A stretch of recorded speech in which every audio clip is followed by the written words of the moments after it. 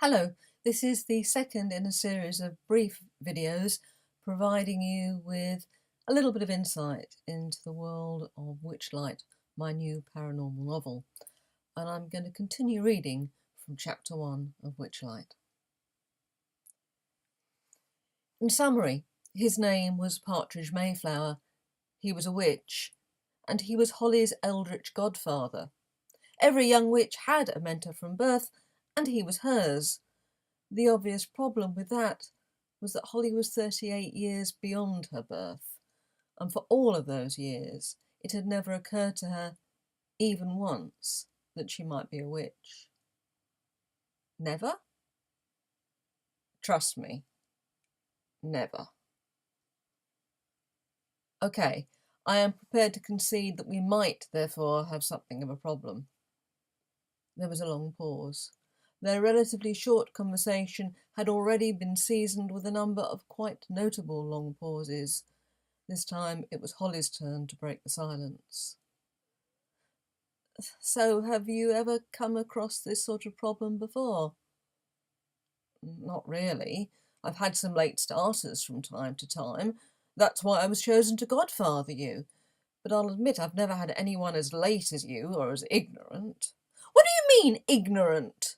Okay, wrong term. Sorry, not ignorant.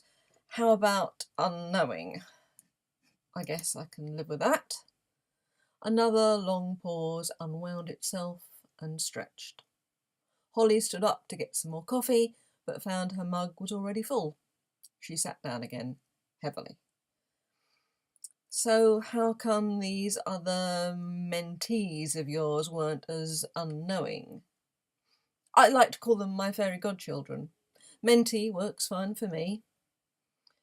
Well, with the other mentees, there might have been some advanced signs, little incidents, odd occurrences, but mostly their mothers had already told them about the family trait, or they at least knew of their mother's powers.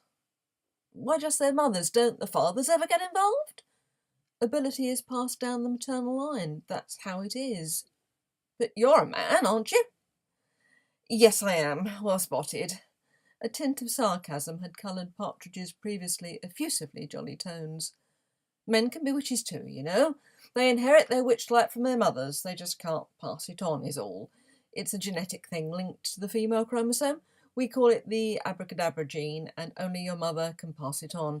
In effect, only your mother can make you a witch. Really? Yet another silence had started to pile up. Holly guessed things weren't going as Partridge had envisaged. So what about your mother? What about her?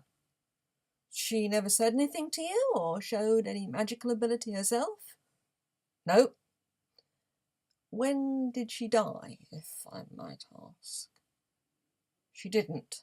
She's alive and remarkably well for 77 and living in Croydon with Dad. Fair dues, some people might call Croydon a living death, but I'm not one of them. I do so hope you're not one either. There was a further silence. This silence was starting to spawn little silences of its own. Eventually those silences would grow up to have their own silences. So, which of the two of them do you most take after? The two of whom? Your parents, Mum and Dad down in Croydon. Which of them has given you your hazel eyes and quaintly natural mid-brown hair? Holly self-consciously ran a hand through her short, bobbed and rather tousled hair. Neither. I was adopted. Partridge exhaled sharply. Now, why didn't you say that before? You didn't ask. Holly girl, we're not exactly making progress, are we? I guess not.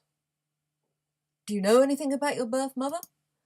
No, I was abandoned shortly after birth in a cardboard box. Seriously? Seriously.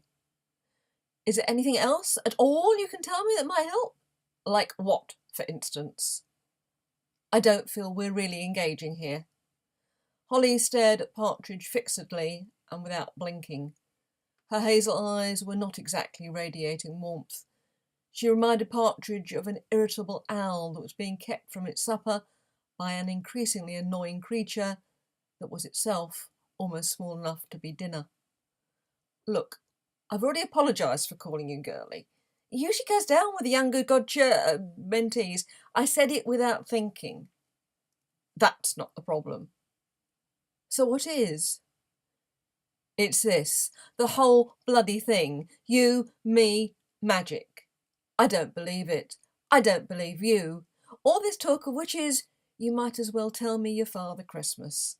I'm sure your girlies believe in him too, but I'm not so much of a girlie anymore, as I believe we have already noted.